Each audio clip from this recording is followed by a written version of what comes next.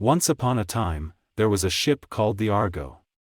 The Argo was a magnificent vessel that had sailed the seas for many years, carrying goods and passengers across many ports. Over time, the ship had undergone many repairs, with its planks, masts, and sails being replaced multiple times.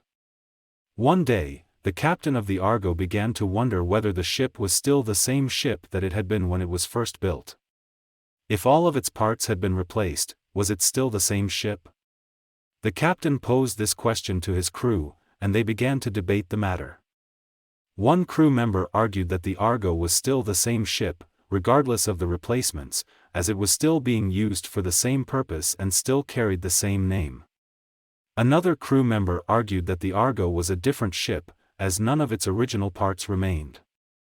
As the debate continued, the captain began to think about the nature of identity.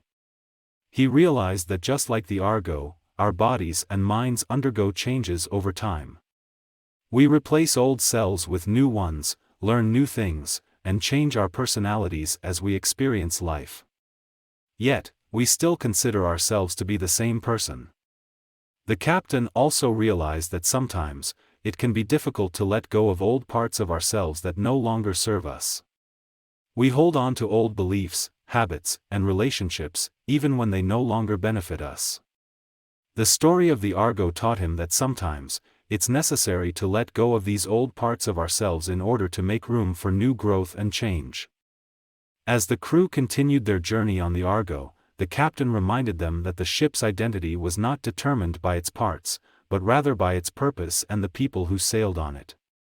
In the same way, our identity is not determined by our physical or mental makeup, but rather by the actions we take and the relationships we form. The story of the Argo and the Ship of Theseus serves as a reminder that change is a natural part of life, and that our identity is not fixed or immutable.